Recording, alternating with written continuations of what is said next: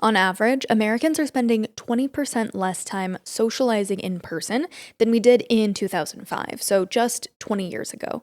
And while we're spending a record less amount of time together in person, much of the discourse around this, articles, TED Talks, really kind of comes from the perspective that we are choosing to be alone. We are opting for this isolation. And we don't think that that's necessarily true.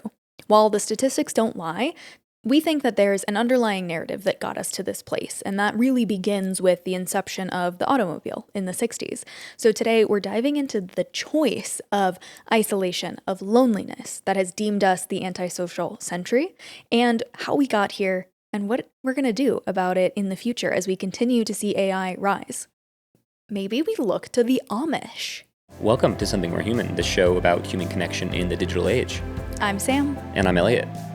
So the cars in the 60s narrative is not necessarily our doing or our research, but we agree with Derek Thompson that the 60s, as he calls it, privatized American living because it spread us out, essentially, allowing us to populate the suburbs, right? And then he was basically saying right after that TV privatized American entertainment or American home life, and that Americans between the 60s and the 90s were gaining 300 hours of leisure every single year.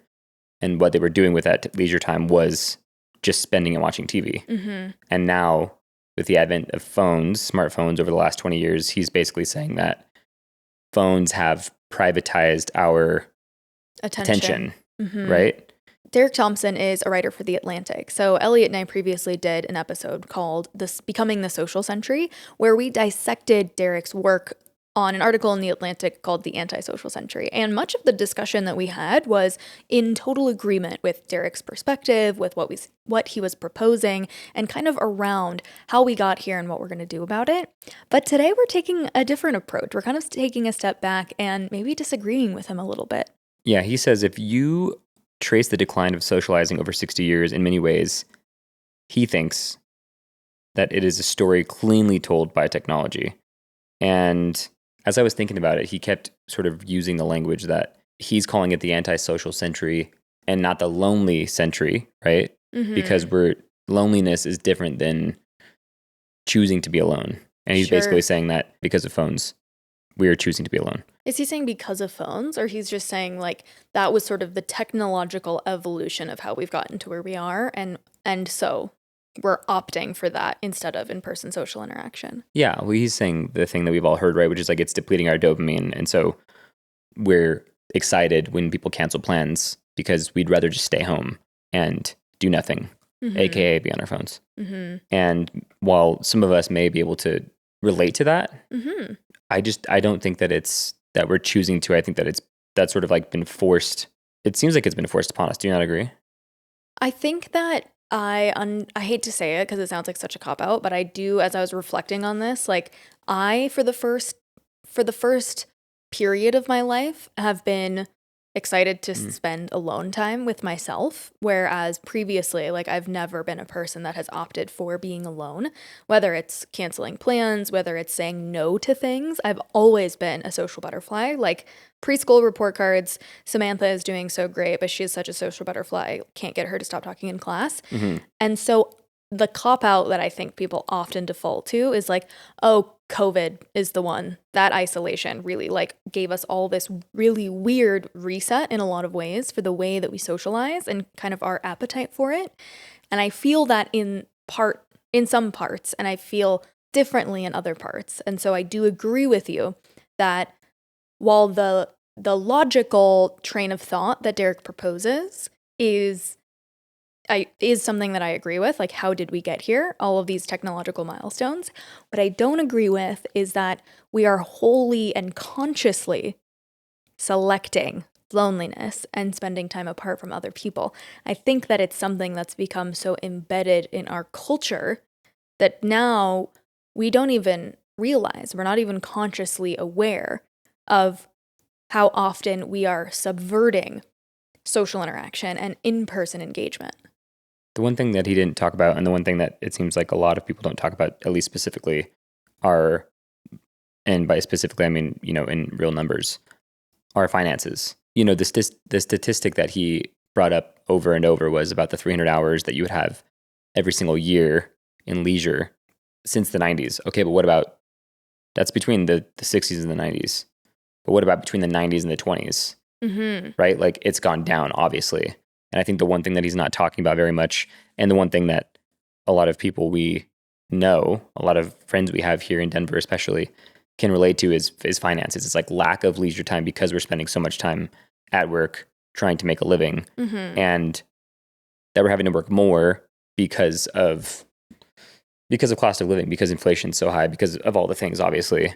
And what about that? I think that is why people are choosing to stay at home more often. And what do you think? Let's unpack that, because I think that you have deeper thoughts about, like, how did we even get here? So let's go back to the 60s, right?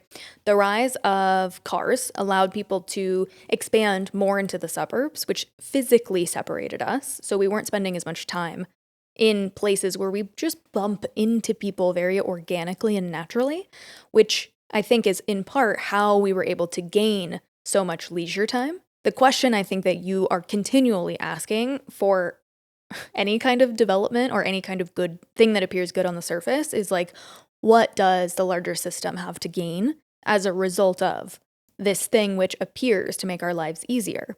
So let's talk about the car.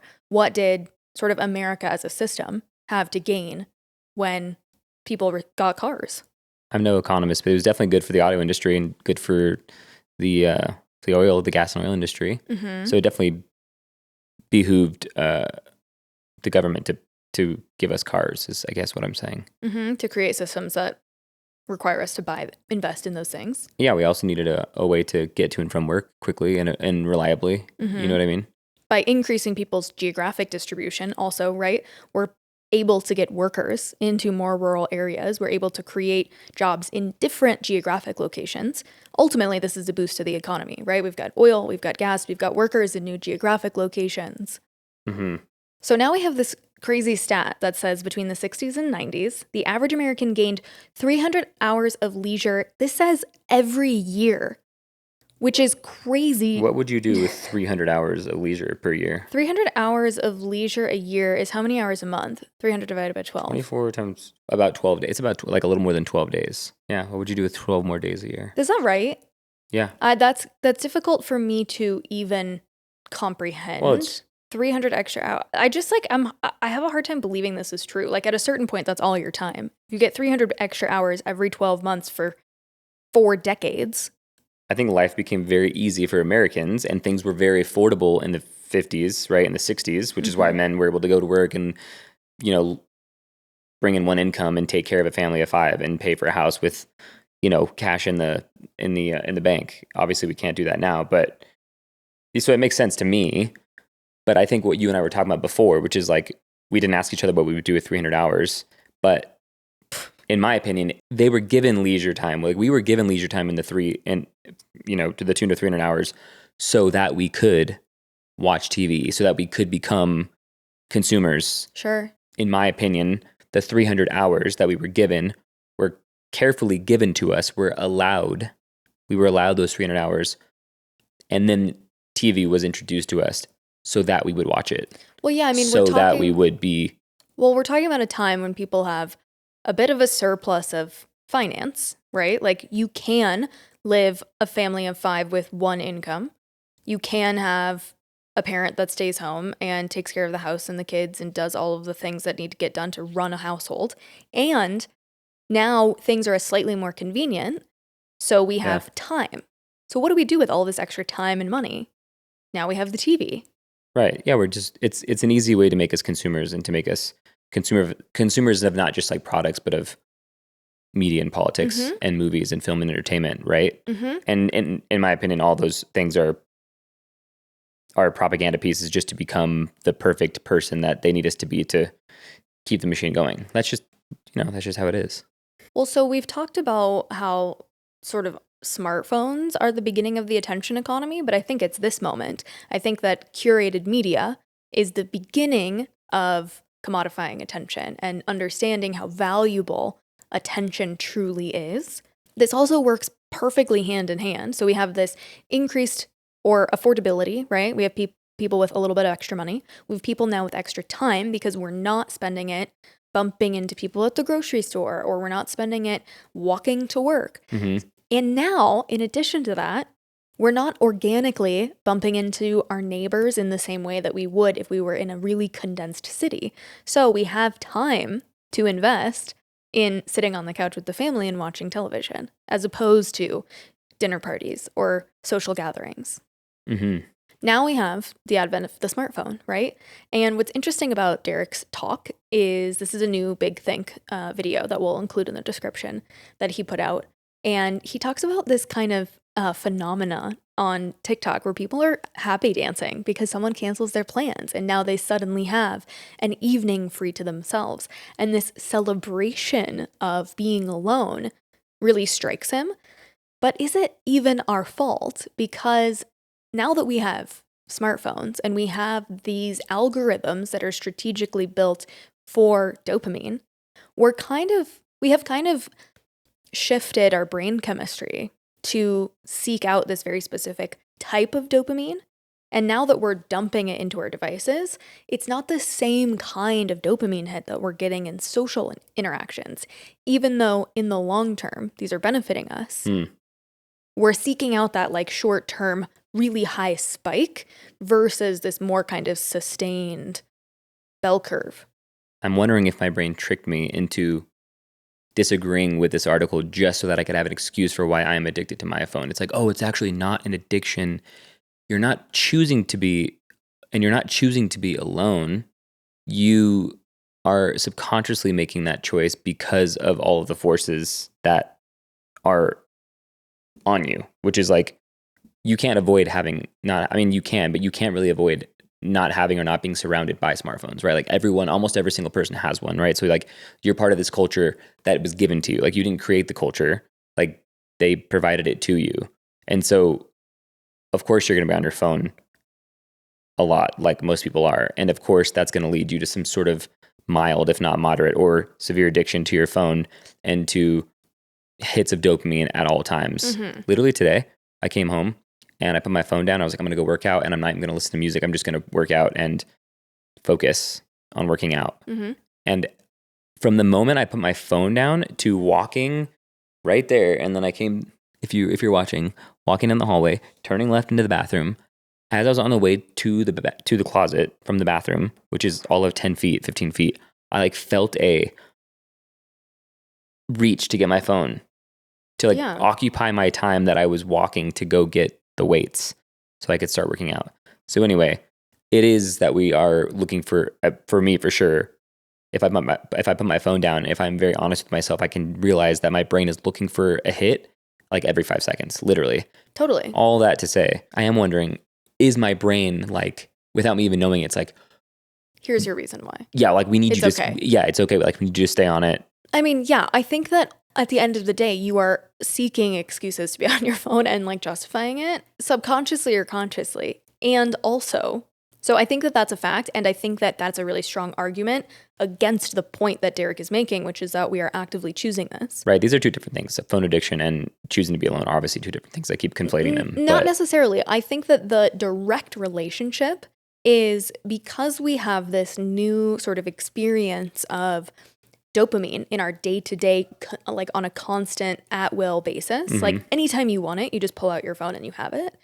We are now less responsive or more numb to the sensation of loneliness. Like feeling lonely is actually a good thing because that feeling is what sparks the impetus to go out, to solve it, to go seek this more sustained dopamine from being around other people, talking to a stranger, hanging out with friends. I don't see it. That's the part that I don't necessarily agree with, which is I feel like exposure to enough of anything, like exposure to enough loneliness, and then you get comfortable with it. And then you start seeking it, which is kind of what I think he's saying.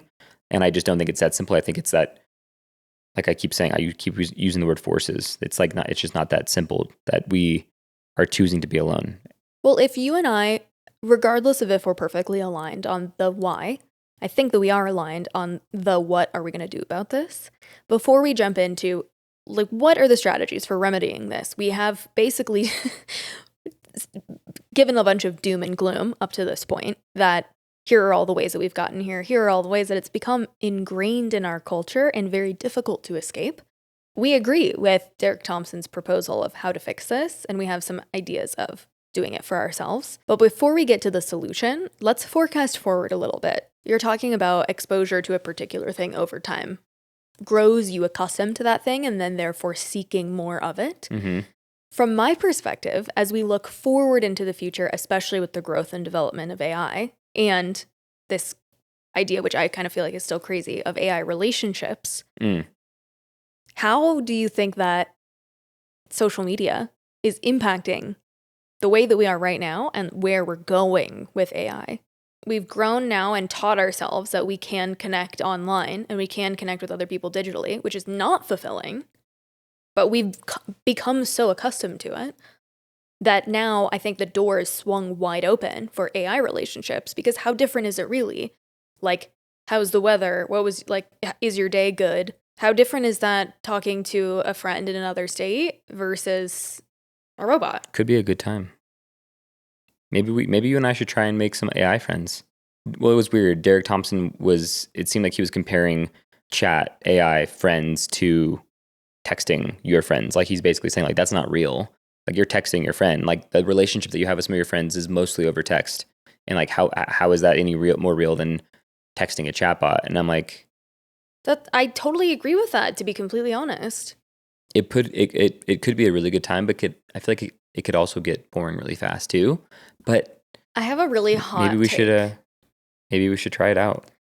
I don't want to do that. I have a very hot take about this and like how it relates to the solution that we're proposing. I stand on the side of thought, which is texting on a surface level about totally inconsequential things like, how's the weather? How was your day at work? Like, what's up? What's new? Like, things that are just not super deep and engaging. Texting that with your friends, I think, fall in a very similar type of engagement as like chatting with an AI bot, which might be a hot take for a lot of people. That's not my hot take. I have a different hot take. We can move on. Okay. So Derek Thompson makes an excellent suggestion as to what might be the solution to this quote unquote choice of loneliness. We have disagreements about the word choice, but we have, I think, close alignment to his proposal of a solution, which is maybe we look to the Amish.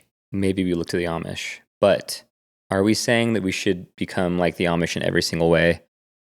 No. Have you ever met someone who's Amish? Like, have you ever like introduced yourself? I haven't. Never? No. Me neither. What's that about? Oh, the way that you were asking me sounds like you've never. Yeah, why haven't we? I want to say that it's related to like the geographic location of Amish communities and how they engage with the like society around them. I don't know. You've obviously seen them in real life, right? But it's never like someone you know. You know where we should go for research? We're never homies with friends who are homies with Amish, and I'm wondering why? Because we're friends with people from all walks of life. You know what's fascinating, and I totally forgot about this until right now.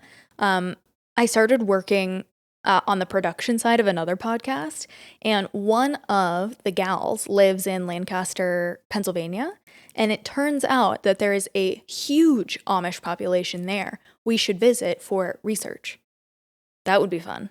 Did you know that the Amish often use a unique form of transportation called buggy?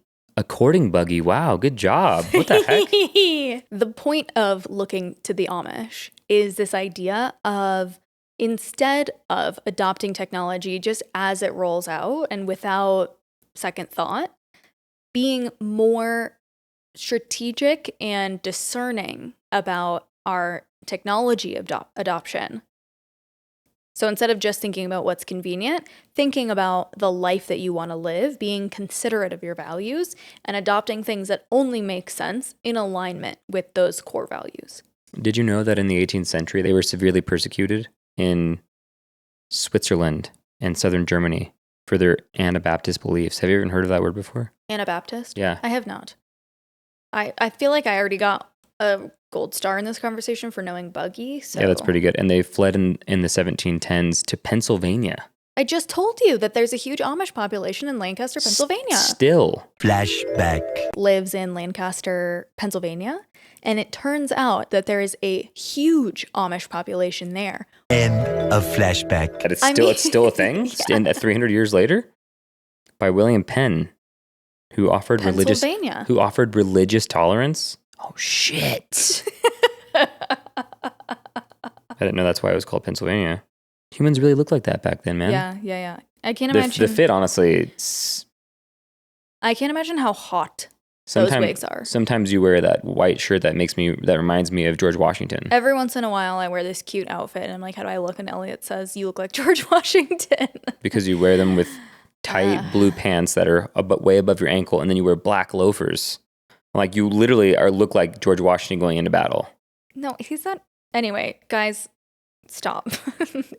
All you need is a little musket. Sometimes I wish we had a live audience for them to just be like, green light on this side tangent, or like red light, let's get back on topic. So I'm just going to red light this. So the takeaway from Derek Thompson for us is filter technology through your values. And we're inspired to have this episode by Derek's video. We came across it on YouTube. So what did we do? Elliot's favorite pastime. Look at the comment section. We're just taking a quick break to thank you so much for being here. We really love to hear from you, so we'd love for you to leave us a voicemail. You can click on the link in the description to drop us your voice and tell us about what you think of this episode, how you're considering your values, and what changes you might be making. We also love it if you can subscribe to the show or follow wherever you listen or watch. Leave us a 5-star rating and write a thoughtful review. Yeah, and that's just why I love YouTube, because you start thinking something and you're like, I wonder if anybody else thinks the way that I do. Or do they think completely different than me? And can they explain it? And maybe I can be persuaded. And then you go to the comments and then you realize that there's thousands of people that feel similarly to you. But in this comment section, I was quite surprised at how everyone seemed to be saying sort of the same thing. But this is the comment that stood out to me the most. It says, I've actively ended friendships that are phone-based. I am absolutely not interested in texting or Instagram story friendships. If I don't see you in person, if you don't actively want to meet up, make plans to meet in real life, sorry, but we are not friends. Social media means people have put in zero effort with one another because we can see what the other person is up to. If they post or share, obviously. People have unlearned how to be a functioning friend or family member, and it's only going to get worse. People actually need to wake up, be self-aware, and sort their lives out. And then a laughing emoji to end all that. Okay, here's where I don't think it's a hot take, but I think you might think it's a hot take. And you, the listener, might think it's a hot take. This is the way that I've been approaching this idea and my feeling in agreement with this commenter, which is I have kind of removed texting from my life. Like, if you text me, you cannot rely on me to respond because I don't want to. If you want to hang out and to connect with me, we are either on Marco Polo, because that is something that's video and audio, sending voice memos, or we're texting to arrange plans to meet up in person. I am not having catch-up conversations over text, period. Okay, but is it fair if you haven't told the people that are texting you you feel that way specifically? I am. I'm like, when I give a new friend my phone number, I'm like, look, if you text me, I probably won't text back. If you want to hang out, just text me. I'd love to get coffee with you on Thursday. Are you free? Or like, what's your schedule like next week? If you want to hang out, I need you to be direct about texting me a time to arrange to hang out. I will not text. I'm not shooting the shit over text at all. At this very moment, I think I'm getting slightly better at it. I only have 19 unread text messages. It's pretty good. I had like 60 at one point this year. That's not even that bad. The hard thing that they have to do is essentially just communicate. That is how they operate. That is how they communicate. That is how they build friendships, right? Because you can't expect people to know that about you, right? So yeah. I think the hardest part about that is just telling people. Being communicative. Exactly. That. I agree with that. I also am not necessarily saying that every single person needs to do this, but as I consider my relationship with my phone, one thing that is continuously coming to mind is the number of notifications I get. And I'm always thinking about ways to filter out notifications? What can I unsubscribe from on my email? What Instagram notifications can I turn off? What things can I just simply stop engaging in that will draw my attention away from focused work time, from intentional hangout time, from the things that are higher on my values list? And so when I think about Derek Thompson's proposal of filtering your technology use and adaptation through your values, the first thing that we have to do is figure out what our values are. Like, what are the things? Be really clear that are most important for you in your life. And so instead of just making suggestions, like, let's do this exercise real time. No pressure. Let's do this exercise in real time. Yeah, like what are some of your values? What are some of the things that are most important to you? Well, I think that's hard to do because I think that they're one thing, but when I sit down and do like a time audit of the things I spend my time doing, they don't necessarily reveal that. I'm not saying how do you fuck off in your day-to-day right now. I am saying if you had zero addiction or dopamine rush to your phone, if you had fully conscious control over all of this time, what would I do with it? What are your values and what are your priorities? I'm not necessarily asking you to reflect on the ways that your actions have demonstrated that. I'm asking you like consciously. What I think my values are, what I believe them to be. Yeah, like if I just like dropped you on a brand new planet tomorrow and you had to start your life all over again, what are the values? I think that's quite literally the conundrum that I'm in right now. Is you don't know. I don't know. That's the problem. And I think it's from phone usage. I think that I'm torn in so many directions because I'm ingesting so much information all of the time and that there's like no momentum to be had or to build.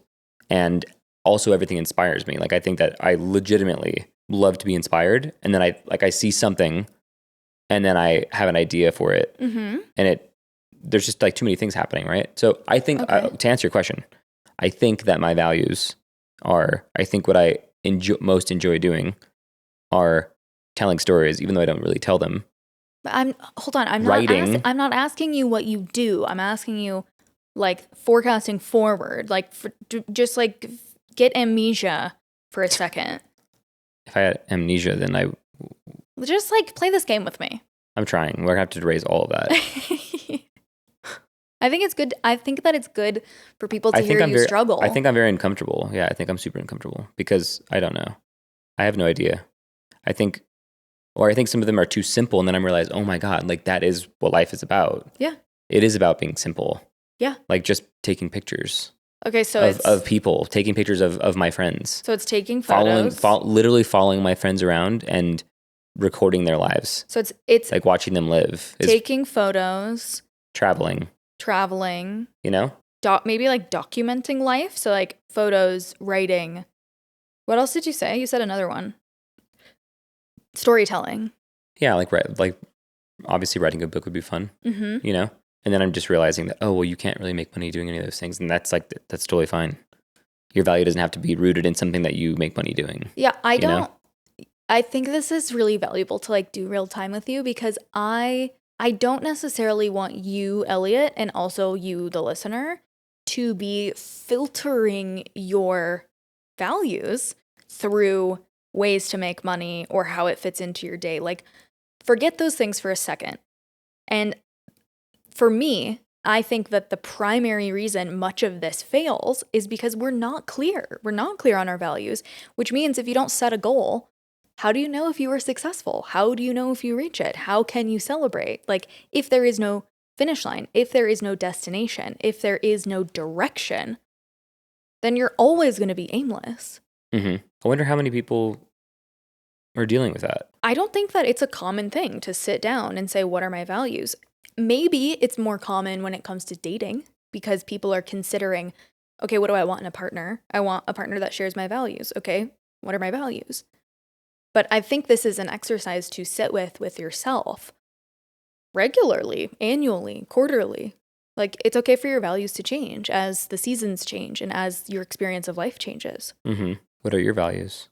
I think that the ways that I've discovered my values in the last couple of years is by doing things that were antithetical to them.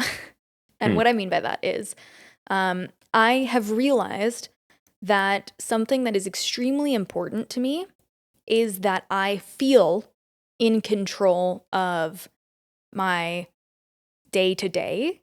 And what I don't mean like I'd never want to work, which ideally like no one ever works and we all just like have fun all the time.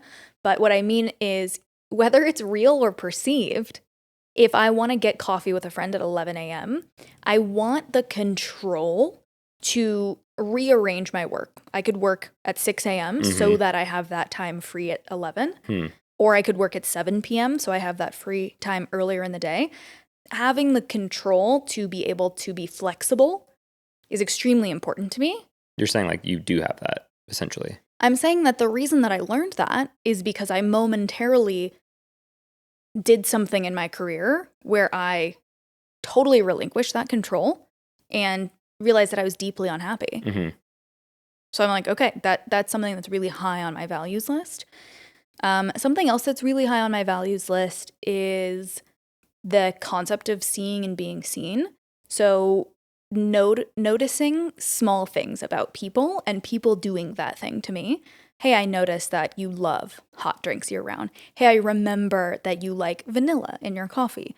Those really small things. If people, if I leave an interaction with a person and I realize that they have not noticed a thing about the way that I am as a person. Give me an example. How would they notice and or communicate that to you? Or like have even not quite shown interest in figuring those things out. Oh, yeah. I feel really empty. So like when I leave an interaction that maybe the person didn't even ask me what's been new with you, which is not a deep question. It's not a complicated question. It's not challenging at all. Yeah. It's very simple. But for some people it can be really difficult. I feel very empty and I lose my motivation to deepen that friendship or continue that relationship. So this idea of like reciprocal, like art of noticing. For sure. Do you think it's normal to want to be noticed? Totally. Like, do you think it's fair? Do you think it's fair to want to be noticed? Yeah. And like, do you notice people because you know they want to be noticed, or are you just genuinely curious about them? I think that it is both my own curiosity about people because I really love people and I love the journey of discovering someone. Like I think one of the most fun parts of a relationship is getting to know each other. And I also feel like I do a pretty good job of embodying the thing that I want. Like I consider myself an exceptionally great gift giver or like someone that's very thoughtful when it comes to gift giving because that's something that I enjoy to receive. And sometimes that's mismatched. Like your love language is not necessarily gift giving. And so when you and I learn about the ways that we give and receive love, sometimes they're not mismatched and sometimes that requires deeper thinking. That's not the point.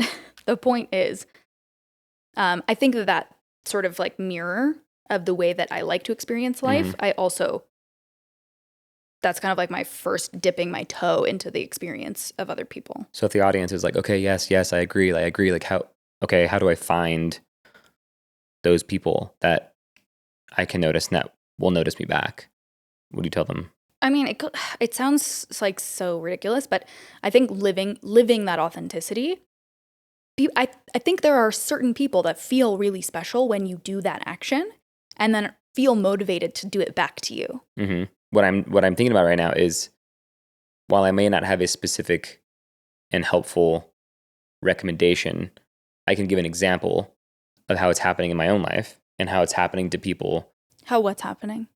Feeling seen? Yes. I think people agree with you. I think I agree to an extent. Maybe I see it, I would describe it differently, but I think people agree that their values are, like when you boil it down, is to notice, to be curious about other people, and then just to get that reciprocated, because that shows that people care about you and everyone wants to be cared and loved, right?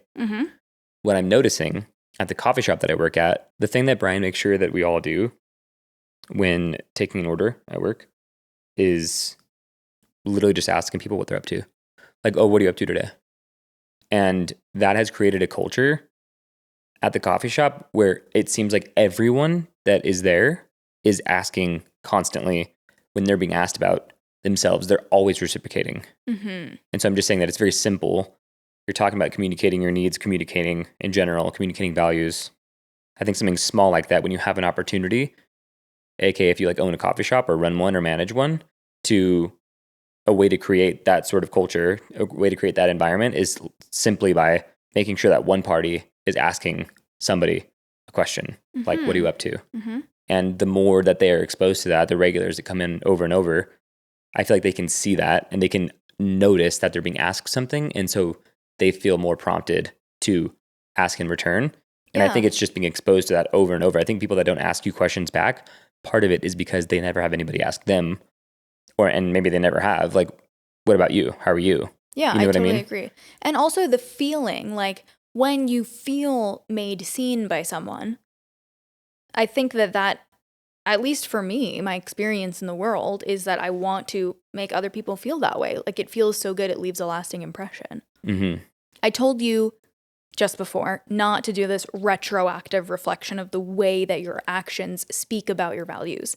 But now we're going to do that. So step 2 here, after you've figured out or defined or ruminated about your values, what they might be, what you want them to be, now comes the reflection of the ways that your interaction with technology in your day-to-day across devices is in support of those values, things that are serving to further those values, Mm-hmm. and what is detracting from those values. So for me, texting, dude, like texting is detracting from my values of this meaningful see and be seen. It feels like time consuming. Mm-hmm. It feels inauthentic. It feels like it never goes to the depth that I want it to. Mm-hmm. And so I simply don't care. So I've stopped doing it, period. Mm-hmm. Which might be controversial for some people. And I'm sorry if you text me and I haven't gotten back to you. I really can't say this enough. I think that Google Calendar has revolutionized the way that I think about my life and about time and about organization and about the way that I see my relationships. You're welcome. I had a friend today who basically, I mean, really, he just like kind of called me out. Was like, I need you to be a little more, I need you to be a better friend, essentially, and just like take accountability more and reach out to me and ask me, and follow through. Yeah. You say you're going to hit me up and then a few days go by and you don't. Like, I'd like you to hit me up because I like you. Yeah. And I want to hang out. Yeah, I care about this friendship. And I really appreciate that kind of communication. And I realized that I think I'm at the point in my life where I am too busy, and I have dreamt about having so many close friends, and I'm realizing that it's just that's not possible, right? Sure. And that there's only time for so many relationships. And in order for me to hang out and cultivate and maintain those friendships, the hangs are going to have to go in Google Calendar. Yeah. Like I maybe sometimes I can have like a random, I'm free at this time today. I didn't realize I was, and hit somebody up. But like those days are gone.